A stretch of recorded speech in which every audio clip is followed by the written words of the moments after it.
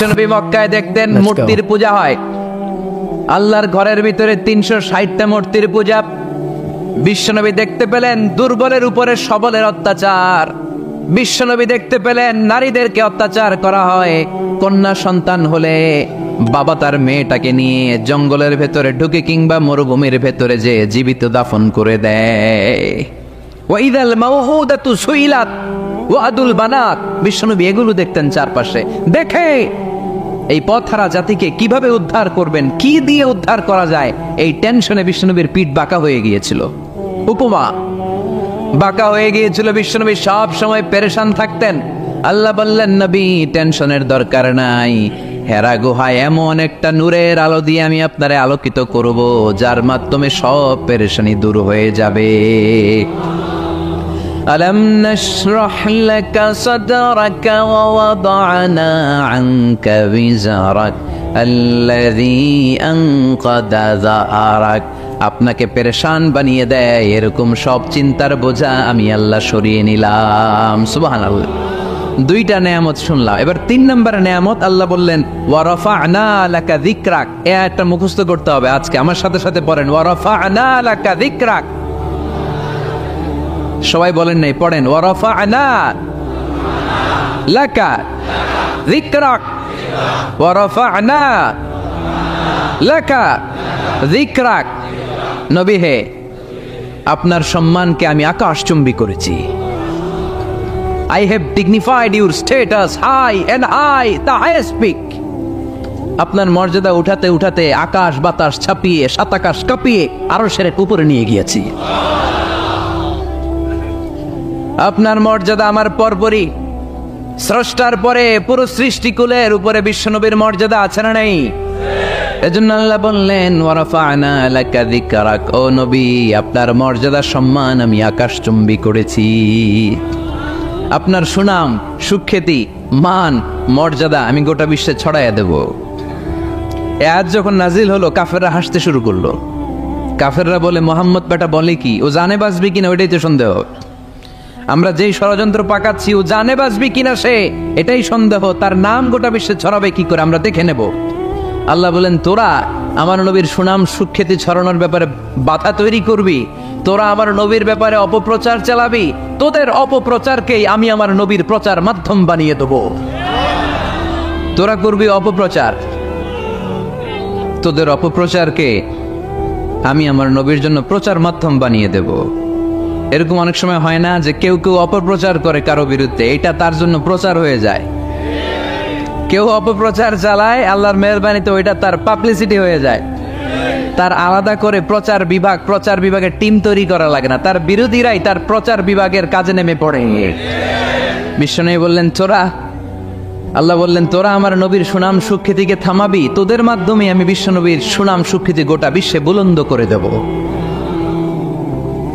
আবু জাহেল ঘোষণা দিল, খবরদার, হজের মৌসুম, হাজী সাহেবরা গোটা বিশ্ব থেকে আসবে, আমার দলের কর্মীরা তোরা যেটা করবি সেটা হচ্ছে হাজীদের কাছে যে বলবি মক্কায় নতুন এক পাগল আসছে, নতুন এক জাদুকর আসছে, নাম মুহাম্মদ। নাউজুবিল্লাহ পড়বেন না। খবরদার হাজী সাহেবেরা এই পাগলের কাছে যেও না। সব হাজীরা গোটা বিশ্ব থেকে এসে মক্কার মিনা প্রান্তরে তাঁবুর ভিতরে ঢুকেছে, আর আবু জাহেলের টিম মেম্বাররা সব তাঁবুর ভিতরে উকি মাইরা কয়, খবরদার নতুন পাগল আইছে। সবাই কয় নাম কি? কয় মুহাম্মদ। নতুন পাগল এসেছে, নাম মুহাম্মদ। নতুন জাদুকর এসেছে, তার নাম মুহাম্মদ।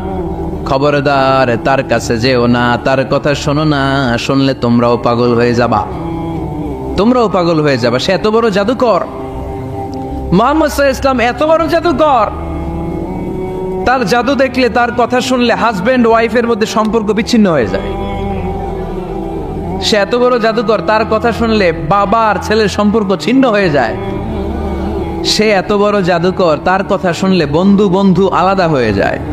খবরদার হাজী সাহেবরা, তোমরা হজ করতে এসেছো করো, জমজমের পানি খাও আর খেজুর নিয়ে যাবা বাড়িতে, কিন্তু মুহাম্মদ সাল্লাল্লাহু আলাইহি ওয়াসাল্লামের কাছে যাওয়া যাবে না। আচ্ছা আপনারা বুঝে শুনে উত্তর দেন। এই যে লক্ষ লক্ষ হাজী মিনার তাঁবুতে বসা, আর আবু জাহেলের লোকটা যে বলল নতুন জাদুকরের নাম মোহাম্মদ, তার কাছে যেও না। এই লক্ষ লক্ষ হাজিরা এর আগে জীবনেও মোহাম্মদ সাল্লাল্লাহু আলাইহি ওয়াসাল্লামের নাম শুনছে? তার মানে মোহাম্মদ সাল্লাল্লাহু আলাইহি ওয়াসাল্লামের নাম তাদের কানে পৌঁছে দেওয়ার দায়িত্ব আবু জাহেল নিজেই নিয়ে নিয়েছে। চিল্লায় এখন ঠিক কি না? অপপ্রচার প্রচার হয়ে গিয়েছে। আর সবাই মনে মনে ভাবে, কয় কি এত বড় জাদুকর, হজ করি আর না করি আরে না দেখে যাওয়া যাবে না। হজ তাড়াতাড়ি কোন রকম সাইরা এই জাদুকরের কাছে আগে যাব, দেখি কেমন জাদু দেখায়, দেখি কত বড় ম্যাজিশিয়ান, দেখি তো কত বড় পাগলের। কারণ আল ইনসানু হারিসুন আলা মা মুনিআ, মানুষকে যেটা নিষেধ করা হয় বেশি মানুষ এটা করতে চায়। যদি বলি ওদিকে যাবি না, ওর বাপের কিরা ওদিকে যাবে, ঠিক কি না? এটা আমাদের স্বভাব, আমাদের খাসলা, আমাদের বৈশিষ্ট্য। যেটা আমাদেরকে নিষেধ করা হয় বেশি ওটা করতে মন চায়। সব হাজিরা মনে মনে ভাবলো আমরা যাব যাব, তোরা যতই বলিস না কেন যাব যাব, হজের পরে অবশ্যই যাব। দেখা গেল হজের পরে বিশ্বনবী মুহাম্মদুর রাসূলুল্লাহ সাল্লাল্লাহু আলাইহি ওয়াসাল্লামের বাড়ির সামনে বিশাল বড় গ্যাদারিং শুরু হয়েছে। সবাই লাইন ধরে দেখা করতে গেছে। দেখা করতে যে বিশ্বনবীর চেহারা দেখে প্রথম নজরেই সব পাগল। চাঁদের চেয়ে সুন্দর তুমি নবী আমার কামলিওয়ালা, চাঁদের চেয়ে সুন্দর তুমি নবী আমার কামলিওয়ালা, দু জাহানের বাদশা তুমি প্যারা নবী সাল্লে আলা, দু জাহানের বাদশা তুমি প্যারা নবী সাল্লে আলা, চাঁদের চেয়ে সুন্দর তুমি নবী আমার কামলিওয়ালা। সুবহানাল্লাহ পড়েন। এত সুন্দর চেহারা, বিষ্ণু ঈসা ইসলামের চেহারার মতো এরকম চেহারার মানুষ পৃথিবীতে আছে? দ্বিতীয়টা, অনেকে বলে সাইয়েদনা ইউসুফ আলাইহিস সালামের চেহারা নাকি বেশি সুন্দর। সুন্দর ঠিক, কিন্তু আমার নবীর চাইতে বেশি নয়। বিষ্ণু বলতেন আনা মালিহুন ওয়া আখি ইউসুফু সাবিহুন, আমার ভাই ইউসুফ হচ্ছে সাবিহ, সাবিহ মানে সাদা সুন্দর ধবধবে, আর আমি হচ্ছে মালিহ, মালিহ মানে এসেছে মিলহান থেকে, মিলহান মানে লবণ, মানে লাবণ্যময় সুন্দর। আমার ভাই ইউসুফ নবী সাদা সুন্দর, আমি লাবণ্যময় সুন্দর। কোনটার দাম বেশি? লাবণ্যময় সুন্দরের দাম বেশি। সাইয়েদনা ইউসুফ আলাইহিস সালামের চেহারা দেখে মিশরের মেয়েরা লেবু কাটতে যে বা কমলা কাটতে যে, আনার কাটতে যে, কমলা কাটতে যে আঙ্গুল কেটে ফেলেছিল। কোরআন তার সাক্ষী। ওয়া কাত্তা'না আইদিয়াহুন।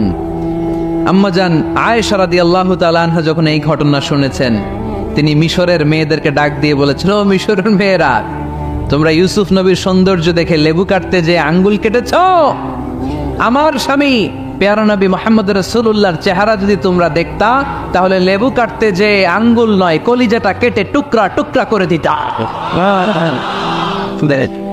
আবার আম্মা জান আয়েশা বলতো, লাকুম শামসুন ওয়া লানা শামসুন, তোমাদের জন্য একটা সূর্য আছে, কিন্তু আমি আয়েশার জন্য আলাদা একটা সূর্য আছে।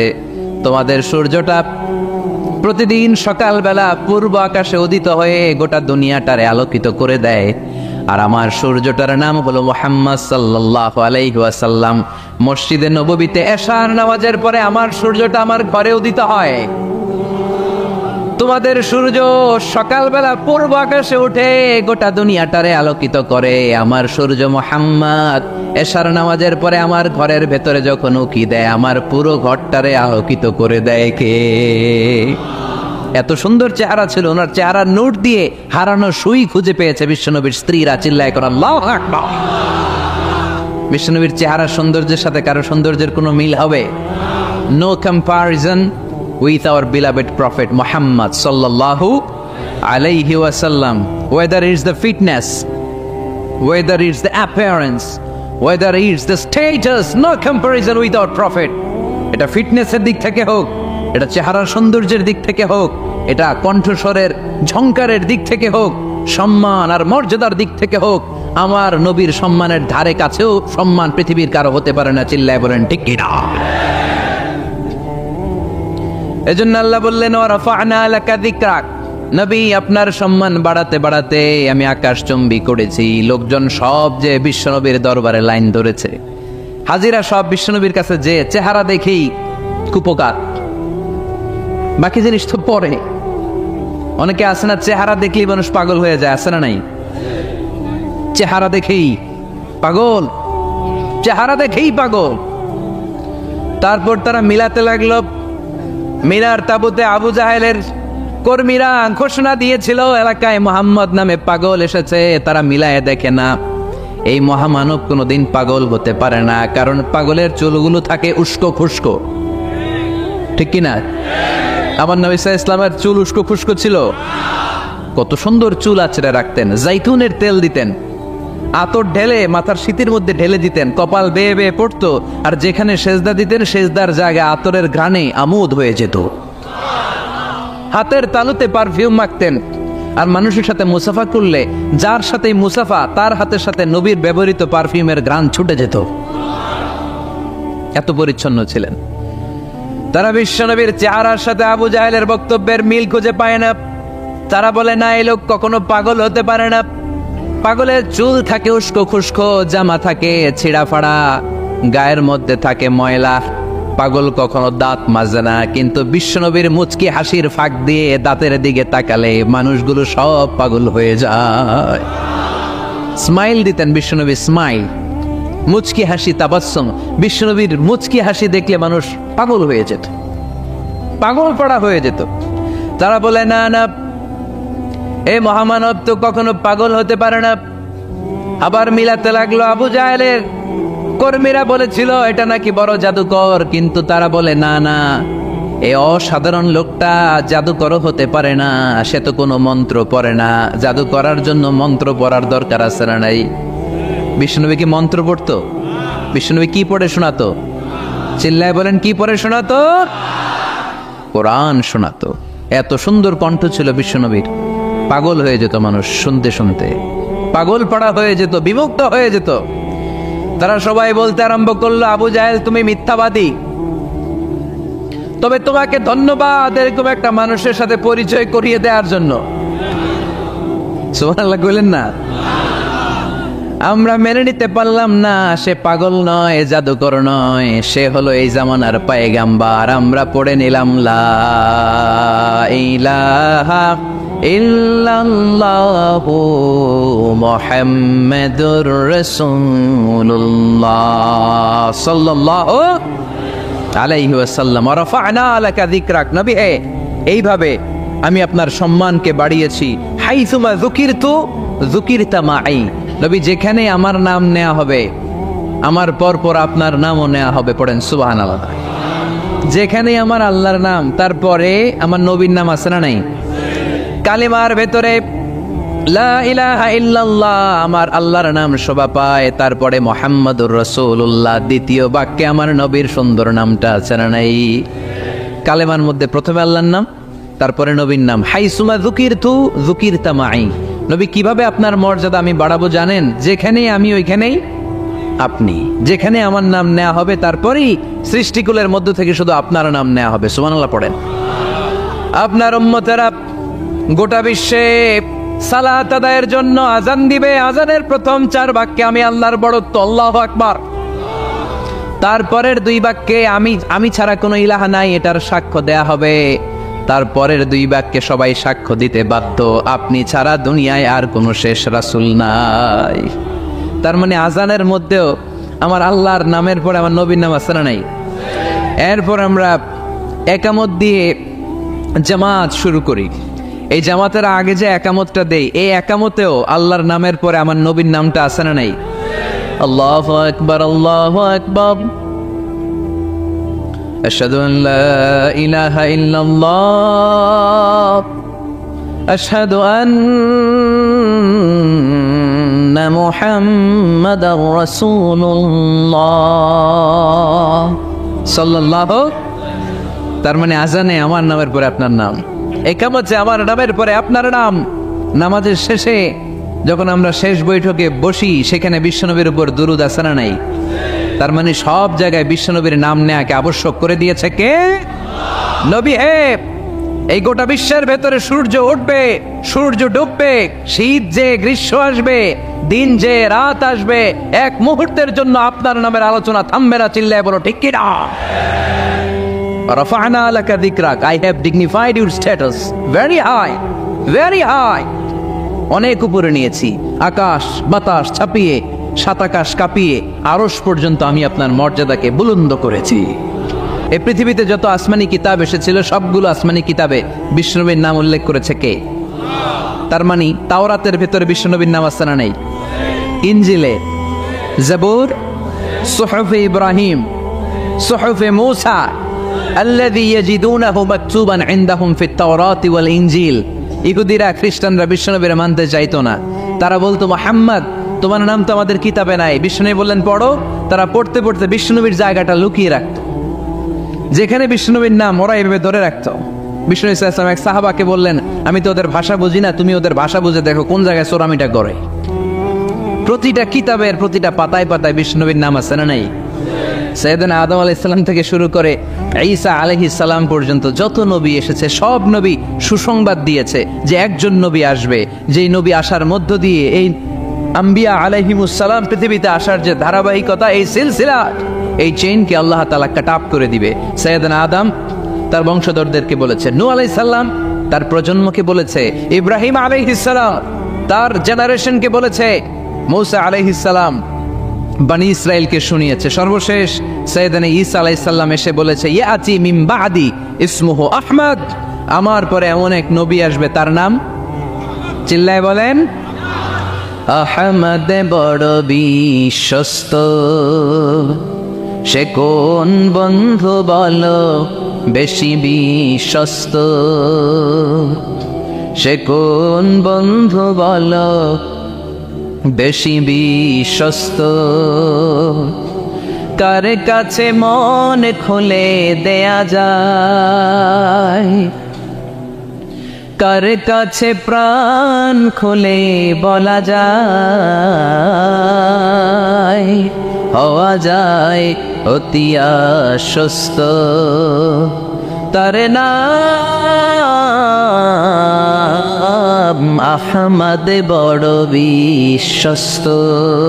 সুবহানাল্লাহ পড়ে, ইয়াতি মিন বাদি ইসমুহু আহমদ, আমার পরে এমন এক নবী আসবে তার নাম হবে আহমদ।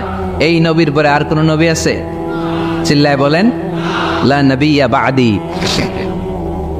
ওয়ালা রাসূলা, আমার পরে কোনো নবীও নাই, আমার পরে কোনো রাসূলও নাই। তবে আমার পরে যদি নবী হওয়ার যোগ্যতা কারো থাকে, আমার ওমরে ফারুক নবী হওয়ার যোগ্যতা রাখে। কোনো নবী নাই, খাতামুন নবিয়্যিন, আমার পরে কোনো নবী নাই। তার মানে বিশ্বনবীর জীবনে 3 নম্বর নিয়ামত হলো রাফা'না লাকা যিকরাক, মর্যাদা আমি বাড়াতে বাড়াতে বাড়াতে বাড়াতে নবী অনেক উপরে নিয়েছি।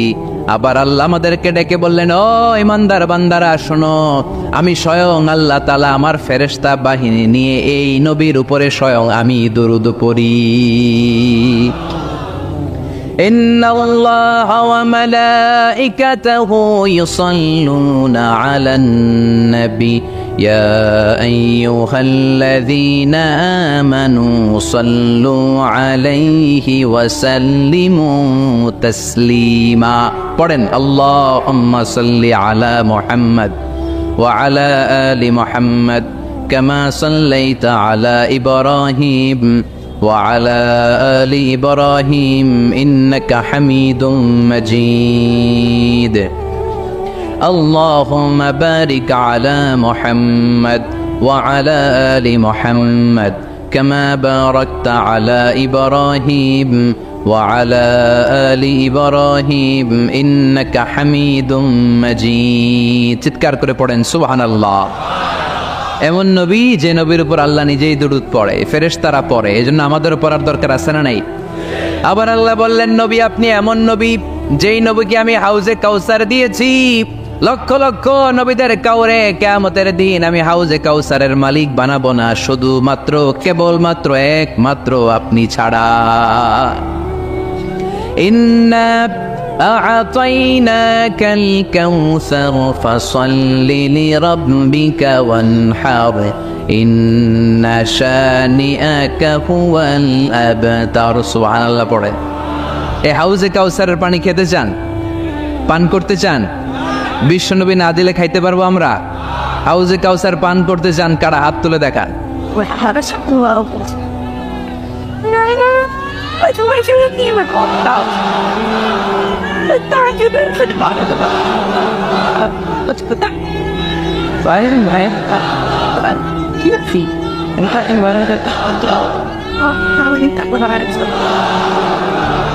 আহলা মিনাল আসাল, হাউজে কাউসারের পানি মধুর চেয়েও মিষ্টি। আবরাদু মিনাস সালজ, বরফের চাইতেও ঠান্ডা। আবিয়াদু মিনাল লাবান, দুধের চাইতেও সাদা। মান শারিবা মিনহা শারবাতান লাম ইয়াজমা আবাদা, এক ঢোক হাউজে কাউসারের পানি যে খাবে চিরকালের জন্য তার গলার তৃষ্ণা মিটে যাবে। ওই হাউজে কাউসার বিশ্বনবীকে দিয়ে বিশ্বনবীর মর্যাদা বাড়িয়েছে কে? আবার আল্লাহ বললেন, নবী, পৃথিবীর অনেক নবীকে আমি নৈতিক বিজয় দান করেছি, কিন্তু সবাইকে আমি রাজনৈতিক বিজয় দান করি নাই। আপনাকে আমি এমন নবী করে দুনিয়ার বুকে পাঠিয়েছি, আপনাকে আমি নৈতিক বিজয় দান করেছি, পাশাপাশি রাজনৈতিক বিজয়ও দান করেছি। সুবহানাল্লাহ পড়া। বিশ্বনবী একাধারে যেমনি মসজিদে নববীর ইমাম ছিলেন, পাশাপাশি মদিনার রাষ্ট্রের প্রেসিডেন্ট ছিলেন, ঠিক কিনা? তার মানে ইমাম বা নেতা এমন হওয়া দরকার যে নামাজও পড়াতে পারে, আবার সমাজও শাসন করতে পারে, ঠিক কিনা? এমন নেতার দরকার আছে না নেই? এজন্য বিশ্বনবী বললেন, রাব্বি আদখিলনি মুদখালা সিদকিন ওয়া আখরিজনি মুখরাজা সিদকিন ওয়াজআলনি মিন লাদুনকা সুলতানান নাসীরা। ও আল্লাহ, আপনি আমারে সত্যতার সাথে মক্কায় রাখেন, বের করলেও সত্যতার সাথে বের করেন, আর আপনি আমাকে বিজয়ী শক্তি দান করেন। বিজয়ী শক্তি, রাজনৈতিক শক্তি বিশ্বনবী আল্লাহ তাআলার কাছ থেকে দোয়া করে চেয়ে নিয়েছেন। চিল্লায় বলেন ঠিক কি না? রাজনৈতিক শক্তির দরকার আছে না নাই? দরকার আছে। তা আস্তে করে বললেন কেন? রাজনৈতিক শক্তি থাকার দরকার আছে না নাই? দেখেন, বাংলাদেশ সৃষ্টি হয়েছে কত সালে বলেন? কত সাল? বাংলাদেশের বার্থডে কবে? 1971-এ। এই 71 সালের পর থেকে আমাদের বাংলাদেশে সুদ আছে না নাই? কিন্তু সুদের বিরুদ্ধে ওয়াজ আছে না নাই? আলেম ওলামারা আজীবন সুদের বিরুদ্ধে ওয়াজ করছে। আমরা ওয়াজ আগে করতাম, এখন করতেছি, সামনেও করব, মাগার সুদ মরবে না। এর কারণ যেটা আইন করে প্রণয়ন করা হয় ওইটা ওয়াজ করে মারা যায় না, ওইটারে আইন করে নষ্ট করতে হয়। চিল্লায় বলেন ঠিক কিনা? আমি সারা জীবন সুদের বিরুদ্ধে ওয়াজ করলে সুদ যাবে না, কিন্তু দেশনেত্রী মাননীয় প্রধানমন্ত্রী যদি কালকে ঘোষণা দেয় বাংলাদেশের কোনো ব্যাংকে ব্যাংকিং ফিনান্সিয়াল ট্রানজাকশনে কোনো সুদ চলবে না, তার পরের দিন থেকে বাংলাদেশে কোনো সুদ থাকবে না। চিল্লায় বলেন ঠিক কিনা? এজন্য সাইয়েদনা ওমর ফারুক বলতেন, ইন্নাল্লাহা লা ইয়াযআউ বিল কুরআন মা ইয়াযআউ বিস সুলতান। আল্লাহ মাঝে মাঝে ক্ষমতার মাধ্যমে এমন কিছু করে যেটা আল্লাহ কোরআনের মাধ্যমেও করে না। চিল্লায় বলেন ঠিক কিনা? কালকে যদি ঘোষণা হয়ে যায় 5 ওয়াক্ত নামাজ যদি না পড়া হয় 5 বেত। কয় বেত? চেয়ারম্যান না পড়লে চেয়ারম্যানের পিছনে 5 বেত, এমপি না পড়লে এমপির পিছনে 5 বেত। কথা বলেন? মাননীয় প্রধানমন্ত্রী যদি এটা ঘোষণা দিয়ে দেয় যে কালকে থেকে নামাজ না পড়লে 5 বেত, এটা সবার জন্য এই আইন। একটা বেনামাজি খুঁজে পাওয়া যাবে? সব কই দৌড়াবে মসজিদে, অজু থাকলেও দৌড়, না থাকলেও দৌড়। কারণ মায়ের উপরে কোনো ওষুধ আছে? কথা বলেন? কারণ মায়েরে ভিটামিন আছে, মায়েরে কি আছে? এজন্য ইন্নাল্লাহা লা ইয়াযআউ বিল কুরআন মা ইয়াযআউ বিস সুলতান। মাঝে মাঝে আল্লাহ ক্ষমতা দিয়ে এমন কিছু করে যেটা মাঝে মাঝে আল্লাহ কোরআন দিয়েও করে না। এজন্য অনেক নবীকে নৈতিক বিজয় দান করলো। বিশ্বনবীকে শুধু নৈতিক বিজয় নয়, পাশাপাশি রাজনৈতিক বিজয়ও দান করেছে কে? 3টা নিয়ামতের ঘোষণা দিয়ে আল্লাহ বললেন, আলাম নাশরাহ লাকা সাদরাকা ওয়া ওয়াদা'না আনকা বিজারাক আল্লাযী আনকাদা যাহরাক ওয়া রাফা'না লাকা যিকরাক। পড়েন সুবহানাল্লাহ। নবী হে, আপনার মর্যাদা আমি অনেক বাড়িয়েছি। আপনার কথা শুধু মুসলমানেরাই বলে না, হিন্দুরাও বলে। আছে না নাই? গতকাল এক হিন্দু ভাই আমার হাতে হাত রেখে শাহাদা বাক্য পাঠ করে গাজীপুরে মুসলমান হয়ে গেছে। বিশ্বনবীর কথাগুলো যখন তারা শোনে, তারা নিজেদেরকে ধরে রাখতে পারে না। আপনারা মহাত্মা গান্ধীর নাম শুনেছেন? তিনি ভারতের অবিসংবাদিত নেতা। বিশ্বনবীর ব্যাপারে কমেন্ট করেছেন যে এরকম নেতা পৃথিবীতে আর দ্বিতীয়টা কখনো হবে না। মহাত্মা গান্ধী কি মুসলমান না হিন্দু? গোটা বিশ্বের খ্রিস্টানরা বিশ্বনবীকে নিয়ে এখন মাতোয়ারা। মাইকেল এইচ হার্ট খ্রিস্টান, একটা বই লিখে গোটা বিশ্ব কাঁপিয়েছেন, দি 100, a ranking of the most influential people and person in the world। পৃথিবী কাঁপানো 100 জন মনীষীর জীবনী নিয়ে একটা বই তিনি করেছেন। এই 100 জন মনীষীর জীবনীর মধ্যে যাকে নাম্বার 1 তিনি করেছেন, তিনি হচ্ছেন আমার নবী, আপনার নবী, প্যারা নবী, বিশ্বনবী মুহাম্মদ রাসূলুল্লাহ সাল্লাল্লাহু আলাইহি ওয়াসাল্লামের। মাইকেল এইচহার্ট কি মুসলমান? সে একজন খ্রিস্টান। তার মানে ওয়ারাফা'না লাকা যিকরাক, বিশ্বনবীর সম্মান শুধু আমাদের মুখ দিয়ে প্রচারিত হয় না, ইহুদি, খ্রিস্টান, বৌদ্ধদের মাধ্যমেও বিশ্বনবীর সম্মানকে বাড়িয়ে দিচ্ছে কে? I have studied him, the wonderful man, in my opinion far from being antichrist, and he must be called the savior of humanity। খ্রিস্টানরা বলছে আমরা এই মুহাম্মাদের জীবনী গবেষণা করে পড়েছি, তাকে খ্রিস্টান বিরোধী বলা তো দূরের কথা, তাকে মানবতার ত্রাণকর্তা বলতে হবে। তিনি গোটা বিশ্বের জন্য সুপারম্যান হয়ে পৃথিবীতে এসেছে। As a father, as a teacher, as a lawgiver, as a lawmaker, Muhammad is the superman of the world। স্বামী হিসেবে, পিতা হিসেবে, নেতা হিসেবে, নবী হিসেবে মুহাম্মদ ইসলাম সাধারণ কোনো মানুষ নয়, তিনি গোটা বিশ্বের জন্য সুপারম্যান হয়ে পৃথিবীতে আগমন করেছে। ওয়ারাফা'না লাকা যিকরাক, নবী দুশ্চিন্তা করবেন না, টেনশন করবেন না, আমি আপনার সম্মানকে বাড়িয়ে দেব। এই তিনটা নেয়ামতের বর্ণনা সূরা ইনশিরাহের ভিতরে বর্ণনা করলেন কে? এরপরে রব্বুল আলামিন বিশ্বনবীকে নেয়ামতের বর্ণনার ঘটনা শুনিয়ে বিশ্বনবীকে সান্ত্বনা বাণী শোনাচ্ছেন আর পড়ছেন, ফা ইন্না মা'আল উসরি ইউসরান, ইন্না মা'আল উসরি ইউসরা। নবী গো, নিশ্চয়ই কষ্টের পরে আছে আনন্দ, দুঃখের পরেই আছে সুখ। সুবহানাল্লাহ। কষ্টের পরে আনন্দ, দুঃখের পরে। The struggle isn't permanent in our life। দুঃখ কষ্ট এটা আমাদের জীবনে পার্মানেন্ট না, এটা সাময়িক। আচ্ছা আওয়াজ করে উত্তর দেন তো, এক বছরে কয়দিন আপনাদের ফরিদপুরে? কয়দিন? 365 দিন। গত 365 দিনে না খেয়েছিলেন কয়দিন? 20 দিন, 30 দিন। তার মানে অল্প কিছুদিন না খেয়েছিলাম, সারা বছরই খেয়েছিলাম, ঠিক কিনা? আচ্ছা, তো 365 দিনে অসুস্থ ছিলেন কয়দিন? 4-5 দিন, কিংবা 20 দিন, কিংবা 1 মাস, কিংবা 56 দিন, কিংবা 65 দিন। তার মানে বাকি 300 দিন আরামে ছিলাম কি ছিলাম না? তার মানে আমাদের জীবনে দুঃখ বেশি না আনন্দ বেশি? সুখ বেশি না কষ্ট বেশি?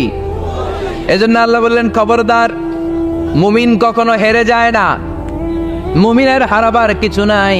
মুমিনের জীবনে যদি আনন্দ আসে, মুমিন শুকরিয়া করে, শুকরিয়া করলে সওয়াব আসরা নাই। আর মুমিনের জীবনে যদি দুঃখ আসে, মুমিন সবর করে, ধৈর্য ধরে, ধৈর্যেও সওয়াব আসরা নাই। তাহলে আমাদের সব দিক দিয়েই তো লাভ। আনন্দের দিনগুলাতে শুকরিয়া করব, আর দুঃখের দিনগুলাতে ধৈর্য ধরবো, দুইটার মধ্যে সওয়াব আসরা নেই। এজন্য বিশ্বনবী বললেন, আজাবান লি আমরিল মুমিন, মুমিনের বিষয়টা খুবই আশ্চর্যের। ফাইন আসাবাতহু সাররাউন শাকারা, মুমিন যদি আনন্দে থাকে সে শুকরিয়া করে, শুকরিয়া করলে লাভ আসরা নেই। ওয়াইন আসাবাতহু দাররাউন সাবারা, আর দুঃখে পড়লে সে সবর করে, ধৈর্য ধরে, ধৈর্য ধরলে সওয়াব আসরা নেই। তার মানে আমাদের হারাবার কিছু আছে। মাঝে মাঝে আল্লাহ আমাদেরকে দুঃখ কষ্ট দিয়ে পরীক্ষা করতে চান, এগুলো আমাদের জন্য খারাপ নয়। এই দুঃখ কষ্ট বিপদ আমাদের কোমরকে সোজা করে, আমাদের পায়ের মাটিকে শক্ত করে, চিল্লায় বলেন ঠিক কিনা? প্রতিকূল পরিবেশে কিভাবে বাঁচতে হয় এই দুঃখ কষ্ট আমাদেরকে শিখায়। এজন্য মুমিন বান্দার বৈশিষ্ট্য হচ্ছে দুঃখ কষ্ট বেদনা জ্বালা এগুলোতে সে আপসেট হয় না, সে হাল ছেড়ে দেয় না, সে ভরসা রাখে একজনের উপর, চিল্লায় বলতে হবে তিনি কে? কারণ মুমিন জানে রাত্রি যত গভীর হয় অন্ধকার তমানিসা ভেদ করে সুবহে সাদিক হয়। মুমিন জানে গর্ভবতী নারীর পেটের ব্যথা যেই দিন বাড়তে থাকে ওই দিনই নতুন মেহমান আগমনের সময় ঘনাতে থাকে। মুমিন জানে তার জীবনে দুঃখ কষ্ট বিপদ যত বাড়তে থাকে সুখের দিন কাছে আসতে থাকে। এজন্য মুমিনের হারাবার কিছু নেই। ফা ইন্না মাআল উসরি ইউসরা, ইন্না মাআল উসরি ইউসরা। নবী হে, কষ্টের পরেই আছে আনন্দ, দুঃখের পরেই আছে সুখ। আপনি সমস্যায় পড়েছেন, ওই সমস্যার সমাধানও আছে না নাই? এই পৃথিবীতে এমন কোন সমস্যা আছে যেটা সমাধান নাই? কথা বলেন। সমস্যা তৈরি করেছে কে? আবার সমাধানও দিয়েছে কে? Allah doesn't create a lock without its key. Allah কখনো চাবি না বানাইয়া ওইটার তালা বানায় নাই। কথা কন। তালাও যেহেতু আছে, ওই তালার চাবিও বানিয়েছে কে? মা আনজালাল্লাহু দান ইল্লা আনজালাল্লাহু লাহু শিফা। আল্লাহ দুনিয়ায় এমন কোন রোগ পাঠায় নাই যেই রোগের ঔষধ বানায় নাই, এমন কোন রোগ নাজিল করে নাই যেই রোগের কোনো চিকিৎসা বানায় নাই, হয়তো সেটা আবিষ্কার হয় নাই। অনেকে ক্যান্সারের কথা বলতে পারেন যে হুজুর ক্যান্সার এমন রোগ, এই ক্যান্সার তার নাই কোনো অ্যান্সার, কিন্তু বিজ্ঞানীরা বলতেছে এটারও অ্যান্সার আবিষ্কৃত হচ্ছে। সুবহানাল্লাহ কইবেন না? কিছু কিছু ক্ষেত্রে হয়েও গিয়েছে। এজন্য দুঃখের পরেই আছে সুখ, কষ্টের পরেই আছে আনন্দ। এই দুনিয়াটাই এরকম, কষ্টের পরই আনন্দ। দেখবেন তারাবির নামাজ 20 রাকাত পড়তে কষ্ট লাগে না? কোমরে ব্যথা, হাঁটুতে ব্যথা, কিন্তু 20টা রাকাত যখন শেষ করে মসজিদ থেকে বের হই, একটা আনন্দ আছে না নাই? কষ্ট করে পরীক্ষার জন্য প্রিপারেশন নিলেন আপনি কয়েক মাস, কিন্তু ফলাফল যখন ভালো হয় তখন একটা আনন্দ আছে না নাই? সারাদিন রোজা রাখলেন রমজানে, কি কষ্ট, তৃষ্ণায় গলা ফেটে যায়, কিন্তু ইফতারির সময় যখন রুহ আফজার শরবতটা খাই কেমন লাগে? একটা আনন্দ আছে না নাই? এজন্য আল্লাহ বললেন فَإِنَّ مَعَ الْعُسْرِ يُسْرًا إِنَّ مَعَ الْعُسْرِ يُسْرًا। ও নবী, কষ্টের দিন মক্কায় অল্প কিছু দিন, মদিনাতে আনন্দের দিন অপেক্ষা করছে। আমাদের জীবনে যে দুঃখ কষ্ট আসে আমরা ধৈর্য ধরবো, তাওয়াক্কুল করবো একজনের উপর, তিনি কে? কারণ আমরা বিশ্বাস করি কষ্টের দিন এটা চিরকালের জন্য নয়, সামনে আনন্দের দিন আমাদের জন্য সেট করে রেখেছে কে? তাহলে আমরা সূরাতুল ইনশিরাহ থেকে 3টা নেয়ামতের বর্ণনা শুনলাম, বিশ্বনবীকে কি সান্ত্বনা দেয়া হলো সেটা শুনলাম। এবার 2টা গাইডলাইন শুনে তাফসীর আমরা শেষ করব। শুনতেছেন? কষ্ট হচ্ছে তো উঠা বসা করতেছেন কেন? উঠলেন কারা কারা? শেষ করে দিব? দোয়া করে দেই। কি গাইডলাইন দিলেন শুনবেন? কে কে শুনবেন না হাত তোলেন।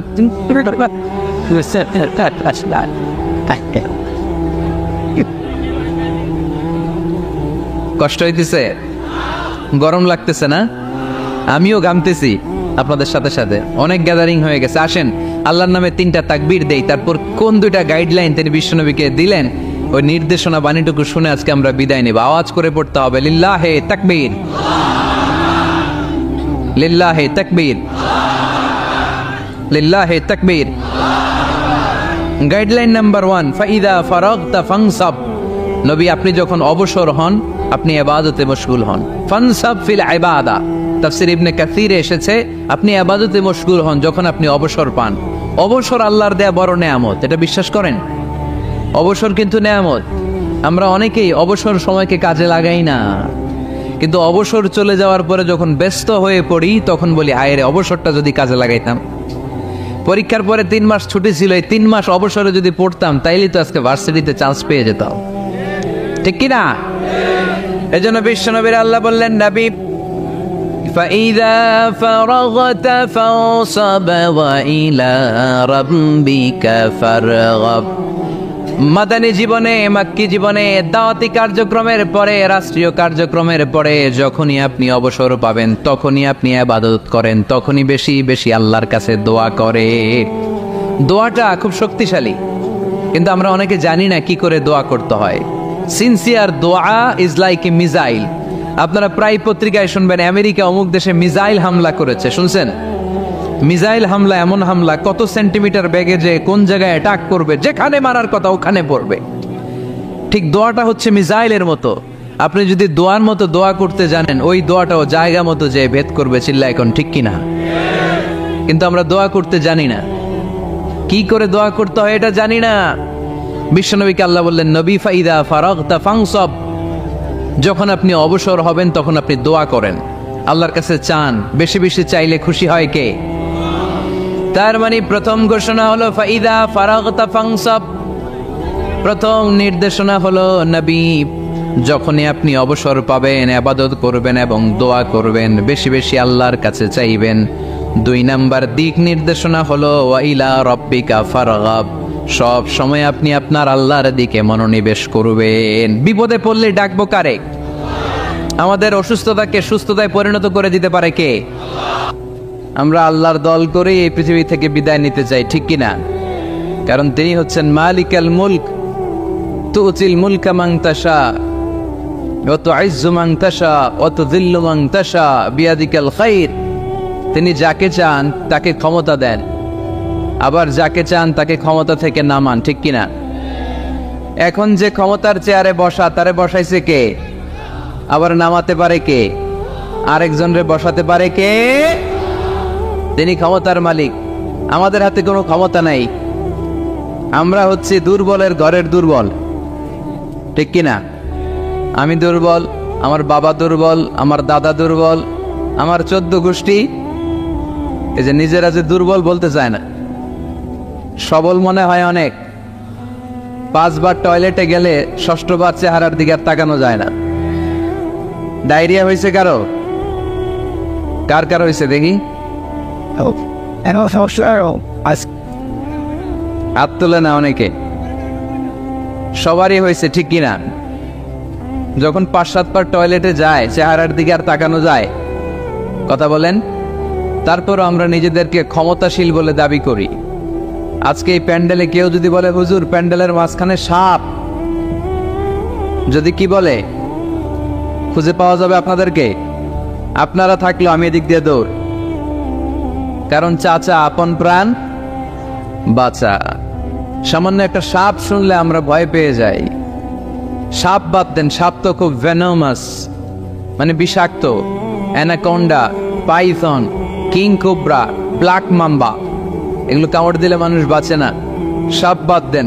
ব্যাং চিনেন? ব্যাং, ব্যাং চিনেন না তো উত্তর দেন না কেন?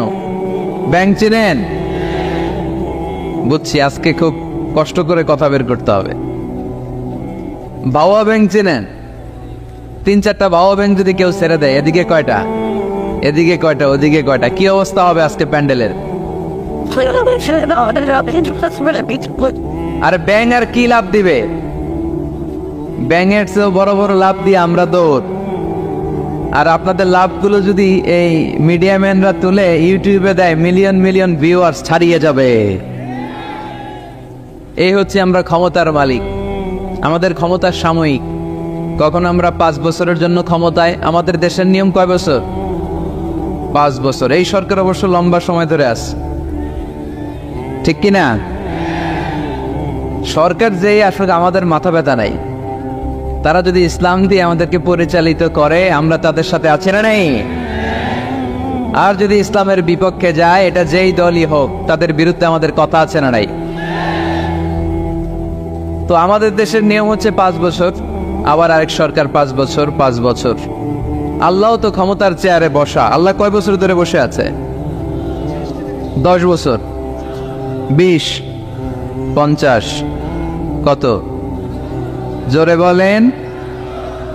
সারা জীবনের ক্ষমতার মেয়াদ, চিল্লায় বলতে হবে, ঠিক কিনা? উনি নামবে, আরেকজন বসবে, ওনার ক্ষমতার ক্ষেত্রে কি এটা ঘটে? না।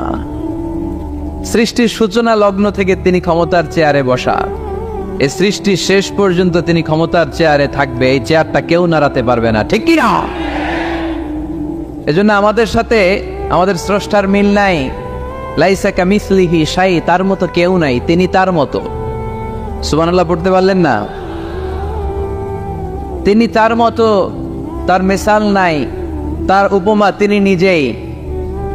এজন্য ক্ষমতা নিয়ে বড়াই করতে নাই, সম্পদ নিয়ে বড়াই করতে নাই।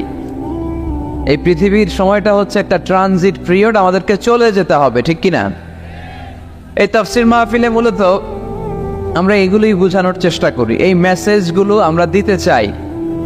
আমাদের লাইফস্টাইল এত ব্যস্ত, 8টা 5টা কারো জব, আর যাদের চাকরি, পার্সোনাল বিজনেস, তাদের তো কোনো কথাই নাই। এত ব্যস্ততা, ছুটছি আমরা, সবাই ব্যস্ত। কেন যে ব্যস্ত নিজেরাও জানি না। না বিশ্বাস, কিসের আশায় পাগলের মতো ছুটছি, শুধু ছুটছি সামনের দিকে, সময় নাই আমাদের, ব্যস্ত। এই পৃথিবীটা হচ্ছে একটা মরীচিকা, একটা ধোঁকা। এই ধোঁকার পেছনে আমরা ঘুরে বেড়াচ্ছি। আসল জীবন আখিরাতের জীবন। ওয়ালাল আখিরাতু খায়রুল লাকা মিনাল উলা। গোটা পৃথিবীটারে যদি 1000 বার বিক্রি করেন, যেই দাম হবে ওই দাম দিয়া জান্নাতের একটা চেয়ারের দাম হবে। তাহলে দুনিয়া সেরা না আখেরাত সেরা? জোরে বলতে হবে, দুনিয়া না আখেরাত? আল্লাহ বলেছেন ফাস্তাবিকুল খায়রাত, তোমরা আখেরাতের জন্য ভালো কাজের প্রতিযোগিতা করো। ওয়াসারিউ ইলা মাগফিরাতিম মির রাব্বিকুম ওয়া জান্নাতিন আরদুহাস সামাওয়াতু ওয়াল আরদ, আল্লাহর জান্নাতের দিকে ছোট, আল্লাহর জান্নাতের দিকে ধাবিত হও, যে জান্নাতের বিস্তৃতি আকাশ জমিন ব্যাপী। আল্লাহ এগুলোর প্রতিযোগিতা আমাদেরকে করতে বলেছেন। ক্ষমা পাওয়ার প্রতিযোগিতা, আখেরাত লাভের প্রতিযোগিতা, জান্নাত পাওয়ার প্রতিযোগিতা। কিন্তু আমরা কি এগুলার প্রতিযোগিতা করি? কিসের প্রতিযোগিতা করি আমরা? ক্ষমতার প্রতিযোগিতা করি। আর কি প্রতিযোগিতা? টাকা ইনকামের প্রতিযোগিতা, আর গাড়ি বাড়ির প্রতিযোগিতা। সব একজনে উত্তর দিতেছে। হাডুডুর প্রতিযোগিতা, হ্যাঁ কিসের? বিল্ডিং টাওয়ার বানানোর প্রতিযোগিতা। People will start to compete for constructing the high-rise buildings in the cities. শহরে বড় বড় টাওয়ার বানানোর প্রতিযোগিতা। বুর্জ আল খলিফা, কেএলসিসি টাওয়ার, কিংডম টাওয়ার। আরব দেশের একটা বানায় 100 তলা, আরেকটা বানায় 110 তলা। কে কার চেয়ে বড় বানাতে পারে? আমাদের প্রতিযোগিতা এগুলো নিয়ে, ঠিক কিনা? তারপর বাংলাদেশের যুবকরা এখন একটা প্রতিযোগিতায় নামছে, কে হবে মাসুদ রানা। মাসুদ রানার প্রতিযোগিতা আছে না নেই? এগুলো বোধহয় এলাকায় ঢুকে নাই। ঢুকেছে? হ্যাঁ, ঢুকেনি। তারপর আমাদের বোনরাও পিছিয়ে নেই, বোনরা করে বিশ্ব সুন্দরীর প্রতিযোগিতা, আছে না নাই? কি নাম? লাক্স চ্যানেল আই সুপারস্টার, তোমাকেই খুঁজছে বাংলাদেশ, চলে আসো, ঠিক কিনা?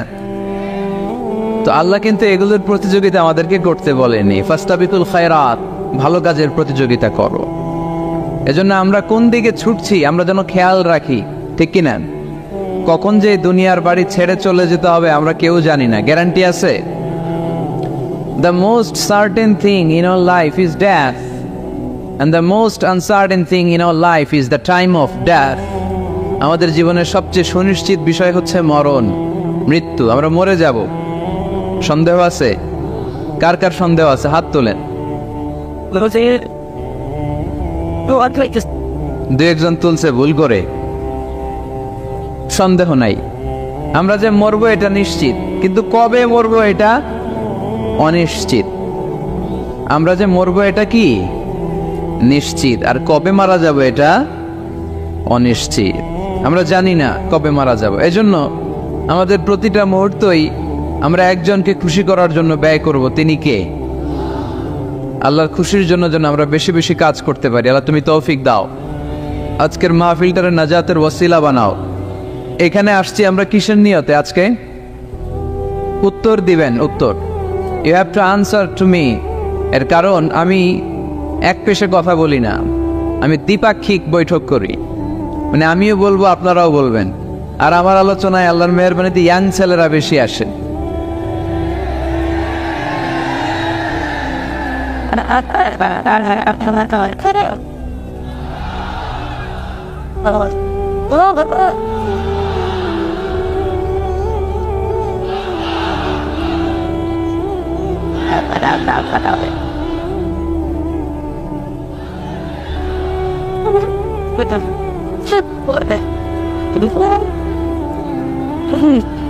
মাশাআল্লাহ, মাশাআল্লাহ। আমাদের যুবক ভাইদের এই প্রেরণা, এই তেজ, এই শক্তি আর এই উচ্ছ্বাসকে যদি আমরা ইসলামের বিজয়ের জন্য কাজে লাগাই, কোনো অপশক্তি ইসলামের বিজয়কে ঠেকিয়ে রাখতে পারবে না।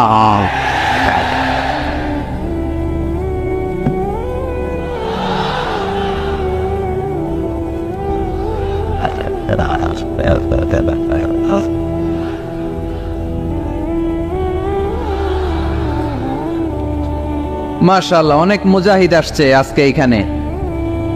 এই মুজাহিদ যুগগুলোকে যদি জায়গা মতো পাওয়া যায় তাইলে বিপ্লব হয়ে যাবে, ঠিক কিনা? যুগ জামানা পাল্টে দিতে চাই না অনেকজন, এক মানুষই আনতে পারে জাতির জাগরণ। জাতির জাগরণের জন্য এত মানুষের দরকার নাই। কয়জন লাগে? চিল্লায় বলতে হবে কয়জন?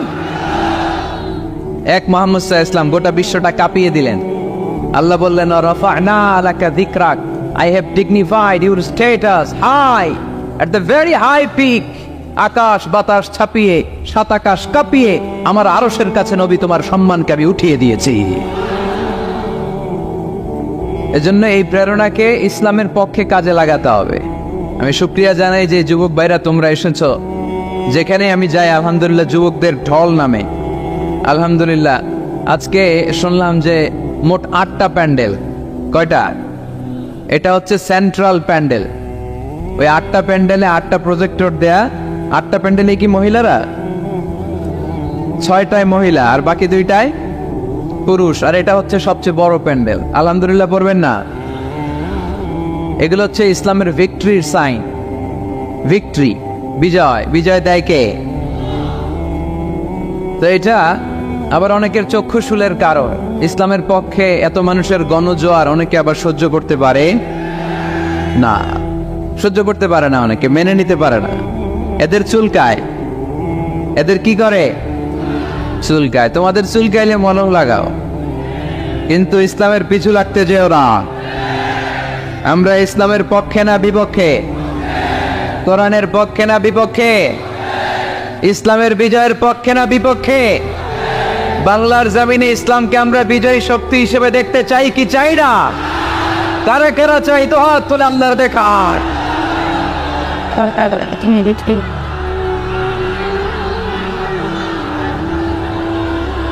I was at the middle top.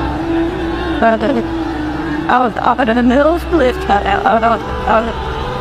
I was sitting across the water. Them scary, so that she could power. But I was sit my ass. Did it very good. আলহামদুলিল্লাহ। আওয়াজ করে পড়ে আলহামদুলিল্লাহ। আল্লাহ আমাদের এই চেতনাকে তুমি ইসলামের বিজয়ের জন্য কাজে লাগাও। আমরা যেন আমাদের স্যাক্রিফাইসের সর্বোচ্চ নমুনা ইসলামের জন্য নাজরানা হিসেবে পেশ করতে পারে তুমি তৌফিক দাও। পড়েন আমিন। শেখ নুরুল ইসলাম হোসনে আরা পুষ্প ইসলামী ফাউন্ডেশন ও হাফিজিয়া মাদ্রাসার উদ্যোগে দেবদুয়ার শেখপাড়া, থানা পাইকগাছা, খুলনা।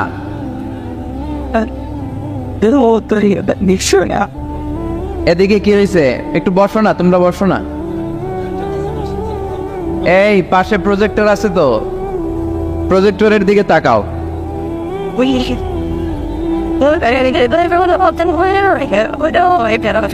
এই ছেলেরা বসো। খুলনার ছেলেপেলেরা অনেক ভালো জানি। বসো বসো বসো। এই তো ঠিক আছে, মাশাআল্লাহ। বসে যাচ্ছে। আসেন আসেন, আমাদের দিকে তাকান, এদিকে তাকান। গ্যাদারিং অনেক বড় গ্যাদারিং, লম্বা চূড়া আলোচনা করা যাবে না আজকে। অল্প কিছু সময় আমরা কথা বলার চেষ্টা করবো ইনশাআল্লাহ। তবে আওয়াজ করা যাবে না। আওয়াজ করলে বারবার ডিস্টার্ব হবে, আপনারা মাহরুম হবেন। আর শয়তান চায় এই কোরআনের কথাগুলোর মাঝখানে ডিস্টার্ব তৈরি করতে, ঠিক কিনা? কোনো শয়তানকে আজকে আমরা চান্স দিব না। দিব? শয়তানের জন্য আজকে নো চান্স। আজকে কি? No chance. দেবদুয়ার শেখপাড়া, পাইকগাছা, খুলনা।